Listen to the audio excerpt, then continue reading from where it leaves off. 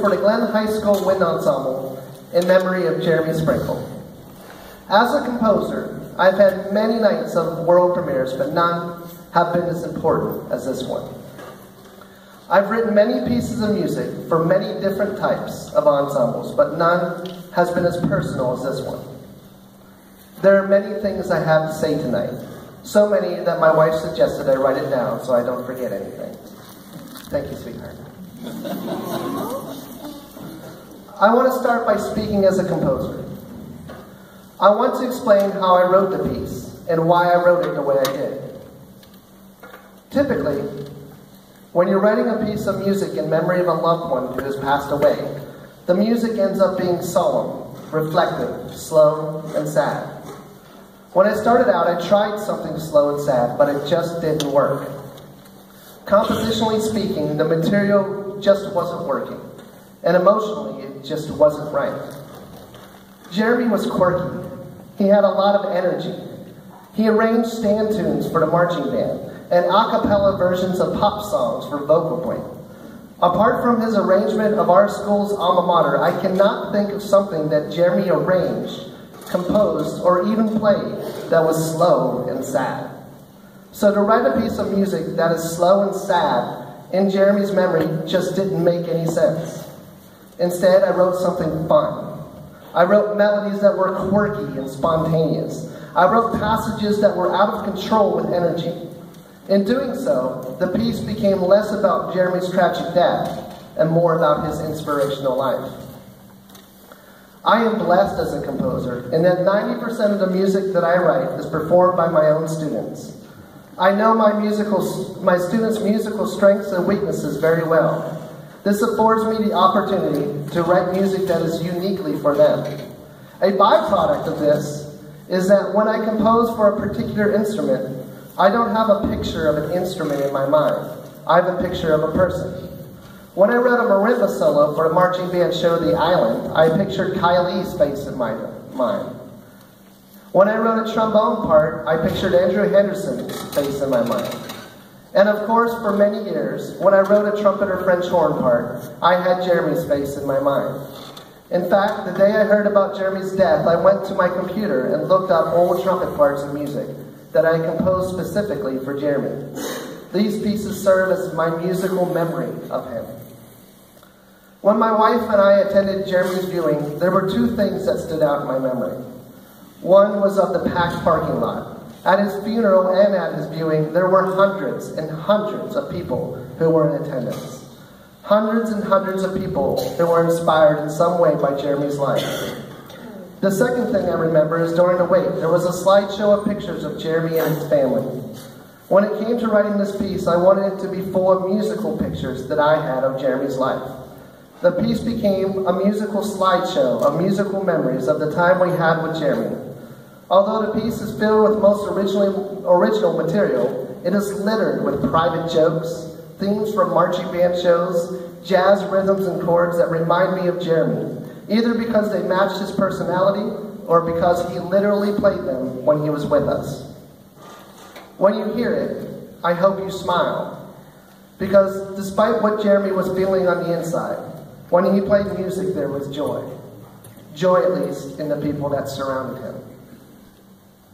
I've learned many things over the course of my teaching career.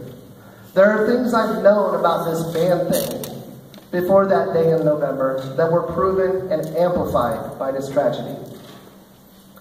I think it's swell that participation in music will help with math and reading scores.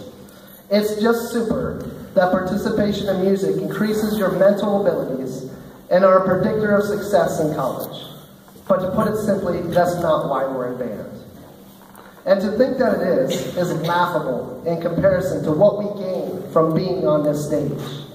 It's sort of like being excited about a free coffee after you won the lottery. No, we're not in band only because of the academic and physiological benefits.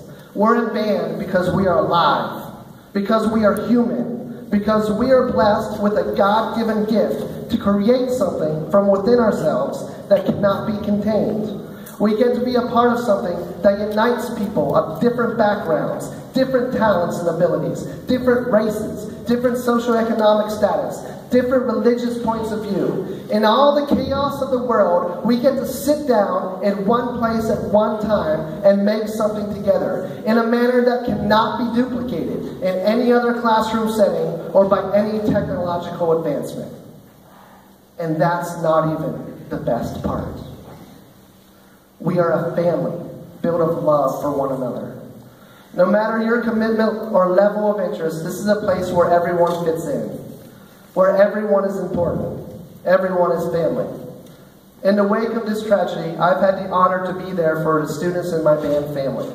I had the opportunity to take care of them in a way I've never had before. In the same manner, my students were there for me and took care of me in a way they never had before. I've learned again that it's more important to laugh during a rehearsal than it is to get the right note. Now, you better get the right note. But we can't take for granted how great it is to be here, in this place, doing something we love with people that we care about. There's nothing I can say or do to bring a justifiable meaning to this tragedy. One of my few gifts is the gift of music. This is what I can do. This is the best I have to offer. As I was writing this piece and throughout the rehearsal process that followed, I was reminded of a quote from Leonard Bernstein. Bernstein wrote this about a performance shortly following the assassination of John F. Kennedy. I'd like to read this quote a little differently, though through the perspective of what we've gone through as a band family in the wake of Jeremy's tragic death. In doing so, I've changed a few of Bernstein's words, but I think the spirit with which it was written is still the same. Bernstein says, "We musicians, like everyone else, are numb with sorrow at this tragedy, and with rage at the senselessness of it. But this sorrow and rage will not inflame us to seek retribution. Rather, it will inflame our hearts. Our music will never again be quite the same. But this will be our reply to tragedy, to make music more intensely, more beautifully, more devotedly than ever before. And with each note, we will honor the spirit of Jeremy Sprinkle and commemorate his courage." Ladies and gentlemen, the 2015 Robert B. Glenn High School Wind Ensemble proudly presents the world premiere of Sprinkles, written in memory of and dedicated to Jeremy Sprinkle.